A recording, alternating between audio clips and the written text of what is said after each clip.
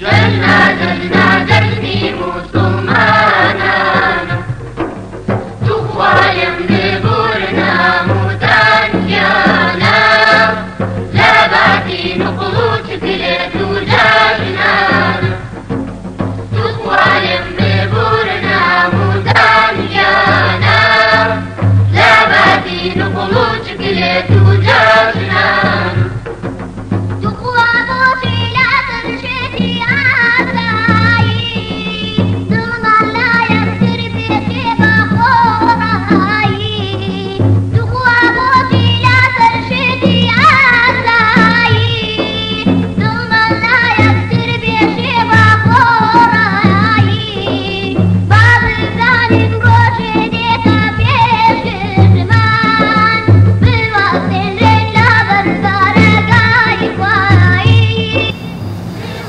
والحب ذو العصف والريحان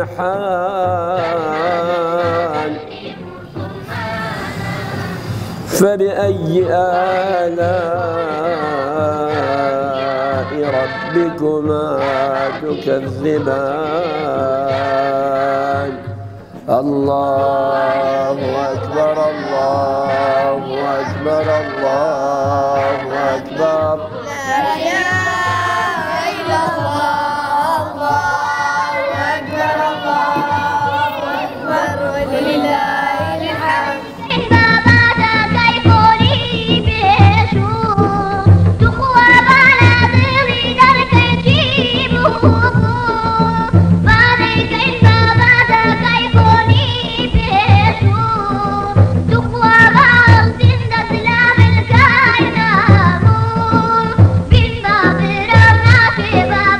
گۆڕانکاریکی تێ لە نوێژەکانی تران نییە بۆی بزانانی ئەم ڕۆژە ڕۆژی گۆڕانکاریە لە ڕکعاتی یەکەمە 7 جار الله ئەکبەر ئەکرێ لە ڕکعاتی دووهەمە 5 جار الله ئەکبەر ئەکرێ لە بینی الله ئەکبەرەکانە سبحان الله والحمد لله ولا إله إلا الله والله أكبر ئەکرێ گەرەنگەوەی ئینسان نیەتێکی زۆر جوان کە ئەنەما سەڵاتی مودع و خواحافیزی و کۆتا سەڵات و نوێژی لەسەر زەویە ئەکە ئەبە ڕاحەتەوە نوێژەکەی جێبەجێەکە گرنگەوەیە لەم نوێژە هۆشت فکرت مێشکت لە لای خۆت بێ خەیاڵاتت مەهێڵە بڕوە چونکە احتیمالە دووبارە نەبێتەوە نوێژەکە لە ژیانی منە لە ساڵی ئایندەیە نازانم بەرەوکوێ ئەڕۆم گرنگەوەی ئێمە ئەم نوێژە نوێژی ڕۆحمان بێ نوێژی دڵمان بێ زۆر کە لە جەژنەکانە ئێمە بەدەنمان جەژن ئەکات دڵمان ڕۆحمان جەژن ناکە پێویستمان بەوەیە ڕۆحمان جەژن بکە لەگەڵمانە دوو ڕکعات نوێژ ئێستا جێبەجێەکەین و دواتریش دوو خوتبەمانە بێت لە خزمەتانە الله أكبر الله أكبر الله أكبر الله أكبر الله أكبر الله أكبر الله أكبر الله أكبر الله أكبر إن الحمد لله نحمده ونستعينه ونستغفره ونعوذ بالله من شرور أنفسنا ومن سيئات أعمالنا من يهده الله فهو المهتد ومن يضلل فلا هادي له أشهد أن لا إله إلا الله وحده لا شريك له وأشهد أن محمدًا عبده ورسوله يا أيها الناس اتقوا ربكم الذي خلقكم من نفس واحدة وخلق منها زوجها وبث منهما رجالا كثيرا ونساء واتقوا الله الذي تساءلون به والأرحام إن الله كان عليكم رقيبا لپاش سپاس و ستایشێکی بێهەمتا بۆ کردگاری مەزن و داواکردنی درود و ڕەحمەت بۆ سەرگیانی پاکی پێشەوەی مرۆڤایەتی محەممەد صلى الله تعالى عليه وسلم جەژنی پیرۆزی ڕەمەزان جەژنی پیرۆزی قوربان پیرۆز ئەکەین لە تەواوی موسڵمانان لە جیهانە و لە موسڵمانانی کوردستان و موسڵمانانی گەڕەک و شوێن و مەوای خۆمان جەژنەکان پەیامی زۆر گەورەیان تایە بۆ ئومەتی پێغەمبەر صلی الله عليه و آله وسلم ئومەتێک کە خاوەنی حەضارەتێکی زۆر گەورە و حەضارەتەکەی ئەمڕۆ بەسەر حکمەوە نییە، لە حەضارەتێکی سەردەستە و بردن بەڕێوەی جیهان و حەضارەتێکی ژێردەستە و خاوەنی هیچ نەبوو، بە ئومێدی ئەوەی کە ئومەت هەڵسێتەوە پەیامەکانی شەریعەت لە هەموو سوچێک و کایەکی ژیانە تایبەتمەندی خۆیانیان هەیە. پەیامی پیرۆزی ئیسلام ئەمر ئەکا بە بەرسێتی، ئەمریش ئەکا بە تێری. ڕۆژانێکمان هەیە کە دەوڵەمەندەکان ئەبێ وەکو فەقیرەکان برسی بن، ڕۆژانێکیشمان هەیە فەقیرەکان ئەبێ وەکو دەوڵەمەندەکان تێر بن. هیچ بارێک نییە لە بارەکانی ژیان ئاینی پیرۆزی ئیسلام دەسی بۆ نەبردبێ و دەمی بۆ نەبردبێ و باسی نەکردبێ، ئەوەی لەگەڵ فیتڕەتی ئینسانە بگونجێ لە پەیامە شیرینەکەی پێغەمبەر صلی الله عليه وسلم جێگەی ئەبێتەوە. ڕۆژی جەژن ڕۆژی بە گەورەگرتنی شەریعەتێکی زۆر پیرۆزی ئیسلامی، چەندێک ڕۆژی جەژن بە گەورە بزانی ئەوەندە زیاتر نیشانەی ئەوەیە کە تەقوا لە دڵتایە و خواناسی لە دڵتا هەیە. ئێمە لەبەرەوەی ئومەتێکی ژێردەستە بوون لەم ئەخیرانەی عومرە، لەم ئەخیرانەی مێژووی ئومەتی ئیسلامیە، هەندێک لە بابەتەکانی ئومەتی ئیسلامی فرامۆش کراوە. یەکێک لەو بابەتانەی کە فرامۆش کراوە وامانزانیوە شەریعەتی جەژن کە بە بەرز ڕائەگیرێت تەنها بە ئەڵڵاهو ئەکبەر بە بەرز ڕائەگیرێت. عولەما ئەفەرمون شەریعەتی شەعیرەتی جەژن یەکێک لەو شتانەی کە بەرزی ئەکاتەوە بریتە لەو خۆشی دەربڕینەی کە ئیمانداران واجبە لەسەریان خۆشی دەرببڕن، لە هەر کوێی ژیان نابن، لە سجنابی، لە دەرەوەبی، لە ئاوارەیابی، لەو پەڕی زەحمەتیابی، لە ڕۆژی جەژن ئەبێ فەڕەح دەربڕ. بەو شێوازە ڕۆژی جەژن گەورە ئەبێ، پیرۆز ئەبێ. ئەمە خاڵێکی زۆر جەوهەریە کە ئومەتەکەی پێغەمبەر صلی الله عليه و آله وسلم نابێ فرامۆشی کرد. ڕۆژانی جددیەت و ڕۆژانی کار و ڕۆژانی خزمەتکردن ڕۆژانێکە کە لە ئینسانە حەزی پێیەتی و ئەکثەریەتی کاتی ئینسانی ئیماندار ئەو هەیە، کاتێکی تریشی هەیە ئیماندار کە پێغەمبەری خوا صلی الله عليه و آله وسلم بەم ڕۆژانەی جەژن ئەفەرمێ ڕۆژانی گەمە و یاریکردن، ڕۆژانی لەهو، ڕۆژانی لەعب. پێغەمبەری خوا صلی الله عليه وسلم خۆی بۆ خۆی لەم ڕۆژانە لەناو ماڵ و مناڵی خۆیان خۆشی دەربڕیوە، هانی هاوڵانی داوە لەسەرەوەی کە خۆشی دەرببڕن لەم ڕۆژە. شەعیرەی جەژن بەمە بەرز ئەبێتەوە، بەمە گەورە ئەبێ. بۆیە دایکمان عایشە گێڕێتەوە لە بوخاریە ئەفەرمێ ئەحباشەکان لە ڕۆژی جەژنە هاتبوونە ناو مزگەوتەوە. سەیری ئەم فەرمایشتەکەن لە بوخاریە، لە ناو مزگەوتە بە ڕێمحەکانیان، بە شمشێرەکانیان لەگەڵ قەڵغانەکانیانە شێوازێ وەکو دەف لێدان ئەیاندا لە یەکتر و هەندێک جوڵەیان هەبوو شەڕە شمشێرێکیان بە یاری ئەکرد لە ناو مزگەوتە. ئەفەرمێت دەنگیان بەرز کردوتەوە ماڵی پێغەمبەری صلی الله عليه وسلم لە ناو مزگەوتایە. دایکمان عایشە ئەفەرمێ ڕووی تێکردم، فەرمووی حەز ئەکەی بچی سەیری ئەمە بکەی؟ یا ڕەسوڵ الله وەڵڵاهی حەز ئەکەم. ئەفەرمێت لە پەنای دەرگاکەمانە کە ڕووی ئەکردە ناو مزگەوتەوە پێغەمبەری خوا صلی الله عليه وسلم خۆی وەستا، منیش لە پشتیەوە سرم خستە سەر شانی و سەیرم ئەکردن. لە ڕوایەتێکە ئەفەرمێ ئەوەندە سەیرم کردن ئیتر تەواو، فەرمووی تەواو تێر بووی، بێتاقەت بووی، اینجا وازم هێنا و گەڕامەوە. لە ڕوایەتێکە ئەفەرمێ سەیدنا عومەر ڕەزا و ڕەحمەتی خوا لێ هاتە ناو مزگەوتەوە ویستی نەهیان لێ بکە، لێ گەڕێ ئەی عومەر، وازیان لێ بێنە بۆ یەهود و نەسارا بزانن فسحە و خۆشی لە ناو دینەکەی ئێمە هەیە.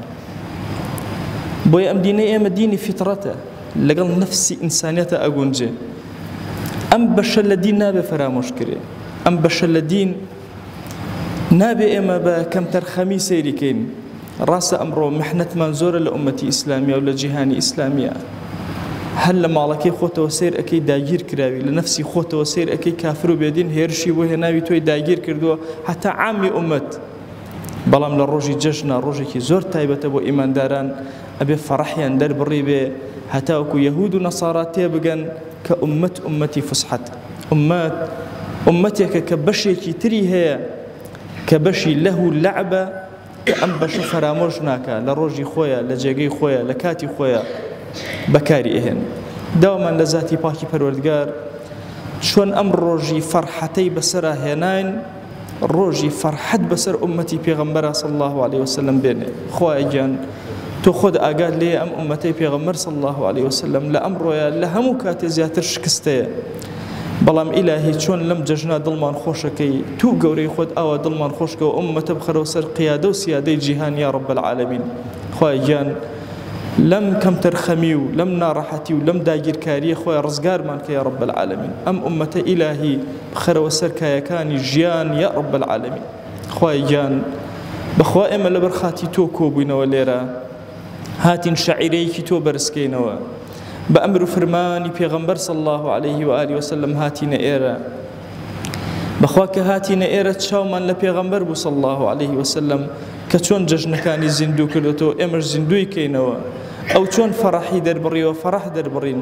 دەی تو گەورەی خۆت خوایە دڵمان ئارام کەرەوە، ماڵەکانمان ئارام کەرەوە، ژیانمان پڕ ئارامی کە، وڵات و نیشتیمانمان پڕ ئارامی کە، خوا ئەداوا لێ ئەکەین بە ڕەحمەت و بەزەیی خۆت گۆڕەکانمان پڕ ئارامی کە، ئیلاهی داوا لێ ئەکەین خۆشی و فەڕەح بەسەرمانە ببارێنە، تو گەورەی خۆت لێمان خۆش بە، قبوڵمان کە ئیلاهی لە ڕۆژی عەرەفەیە بە فەرمانی پێغەمبەر صلی الله عليه وسلم بەڕۆژوو بوون و ئەم ڕۆژ بە فەرمانی ئەو یا ئیلاهی فەڕەح و خۆشی دەرئەبڕین. دەی تو گەورەی خۆت قبوڵمان کە، دڵەکانمان خۆشکە یا رب العالمین. یا ئیلاهی داوا لێ ئەکەین ئەم عەبدانە هاتوونتە ئەم ماڵەی تۆ ڕۆحی شەریعەت هێنانیە ئێرە، پەیوەندیان لەگەڵ تۆیە کۆی کردنەوە لێرە.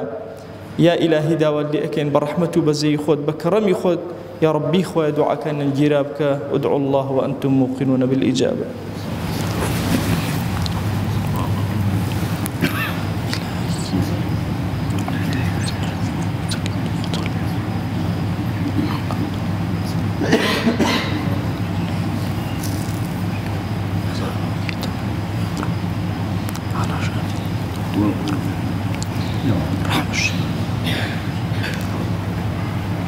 آمين.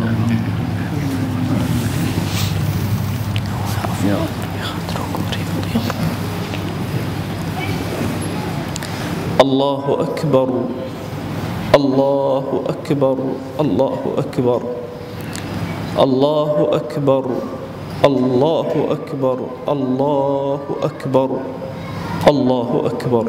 الحمد لله رب العالمين، والصلاة والسلام على خير خلق الله محمد وعلى آله وأصحابه الكرام وتابعيهم بإحسان إلى يوم الدين. أوصيكم عباد الله ونفسي قبلكم بتقوى الله وكثرة مخافته، فإن التقوى شعار المؤمنين ودثار المتقين ووصية الله تبارك وتعالى في وفيكم وفي الخلق أجمعين. وأوصيكم أيضا بالصلاة والسلام على رسول الله، حيث أمرنا الله تبارك وتعالى في محكم تنزيله قائلا: إن الله وملائكته يصلون على النبي يا أيها الذين آمنوا صلوا عليه وسلموا تسليما. اللهم صل على سيدنا محمد وعلى آل سيدنا محمد، وبارك على سيدنا محمد وعلى آل سيدنا محمد كما صليت وباركت على إبراهيم وعلى آل إبراهيم إنك حميد مجيد. اللهم اغفر للمؤمنين والمؤمنات وللمسلمين والمسلمات ولمن أنشأ هذا المكان. اللهم أعز الإسلام والمسلمين وأهلك الكفرة والملحدين. اللهم انصر من نصر الدين واخذل يا رب من خذل الإسلام والمسلمين. اللهم آت نفوسنا تقواها فزكها أنت خير من زكاها، أنت وليها ومولاها. آمين آمين والحمد لله رب العالمين. برزان وخوشويستانم، ئێمە ئینسانین، لەگەڵ یەکترە دڵعاجزیمان ئەبێ، قسەمان ئەبێ، لەوەچێ غەیبەتمان هەبێ بەرامبەر بە یەکتری، لەوەچێ زوڵممان کردبێ لە یەکتر، دۆستەکان لەگەڵ یەکترە، براکان لەگەڵ براکانە، هاوماڵەکان، هاوگەڕەکەکان، هاو مزگەوتەکان، بەتایبەتی لە ئەمڕۆیە کە فیتنەکان زۆر ئاڵۆز بوون، مسلمانان باسی یەکتر ئەکەن، پەلاماری یەکتر ئەدەن، لە هەموو کاتێ زیاتر پێویستمان بەوەیە بە دڵ یەکتر ئازاد بکەین. گوێمە دەرێ بەوەی زوڵمت لێ کراوە، گرنگ ئەوەیە تۆ بە دڵێکی صافەوە لەبەر خاتی خوا عەبدەکانی خوات ئازاد کردووە. ئەمڕۆ بکەرە ڕۆژێک کە یەک کەس نەمێنێ لە ئومەتی پێغەمبەر صلی الله علیه وسلم کە تۆ ئازادە نەکردبێ، هەومان یەکتر بە دڵ ئازادکەین لعل رب العالمین ڕەحمەت و بەزەی خۆی بەسەرمانە ئەبارێنێ. سنەت وهایە کە مسافەحاکەین لەگەڵ یەکترە، بەڕووی خۆشەوە مسافەحە بکەین، طلبی قبوڵیەت لە خوا بکەین بۆ یەکتر، گردنی یەکتریش ئازاکەین. وەکو ساڵانی پێشوو هەمومان لە سەفەکانە هەڵەسینەوە، لە ڕاستەوە دەست پێ ئەەکەین، هەمومان گردن ئازایی لە یەکتر ئەەکەین. ڕەحمەتی خوا لەو کەسەی کە بە دڵی یەکتر ئازاد دەکات. خوای گەورە لە گوناهی منیش ئەوش بوورێ، خوا لەمان قبوڵ بکە.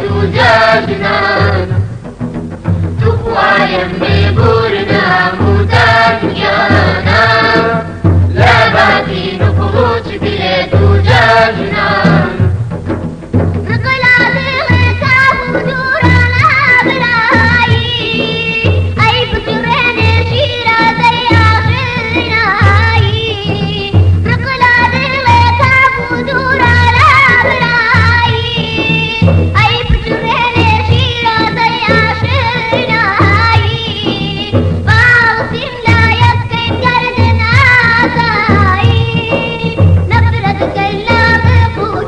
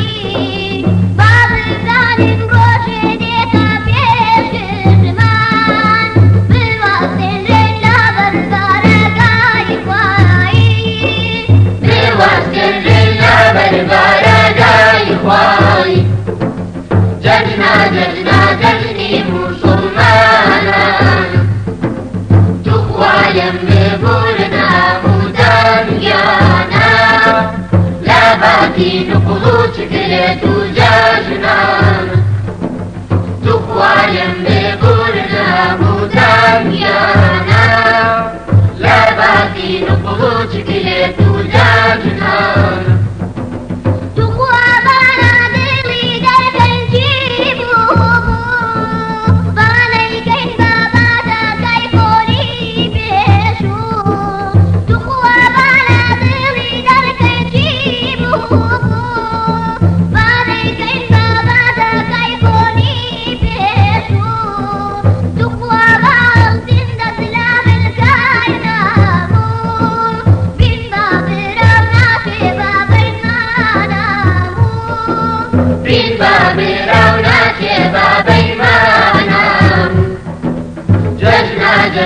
ججني مسلمانا تخوالم ببورنا مدانيانا لا باتي نقلوش كليت وجاجنا تخوالم ببورنا مدانيانا لا باتي نقلوش كليت وجاجنا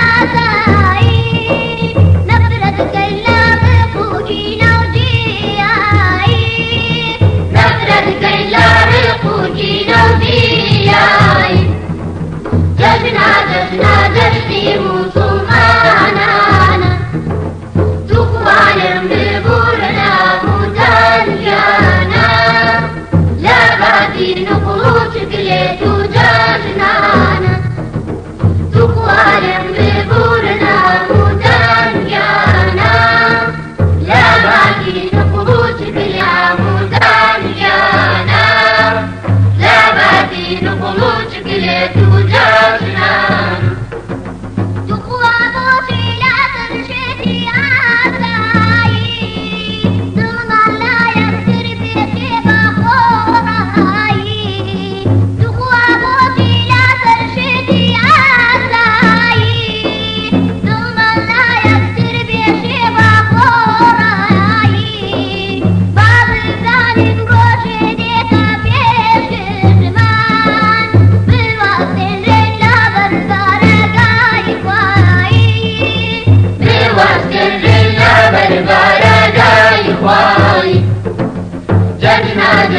ججني مسلمانا تخوالم ببورنا مدانيانا لا باتي نقلوش كليت وجاجنا تخوالم ببورنا مدانيانا لا باتي نقلوش كليت وجاجنا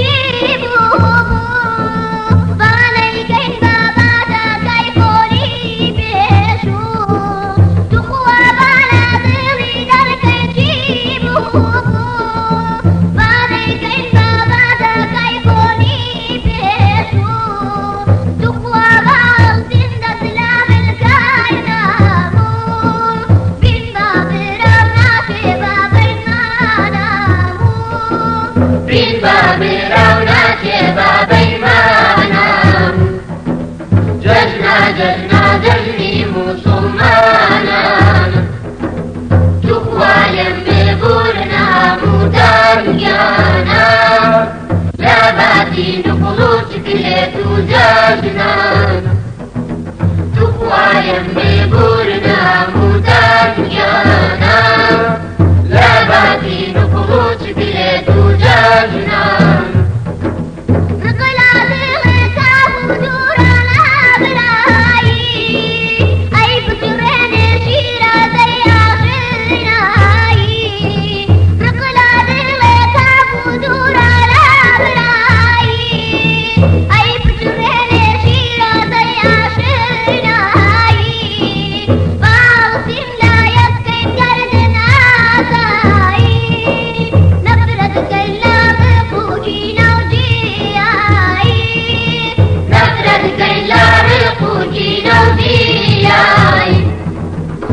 بنا جشنا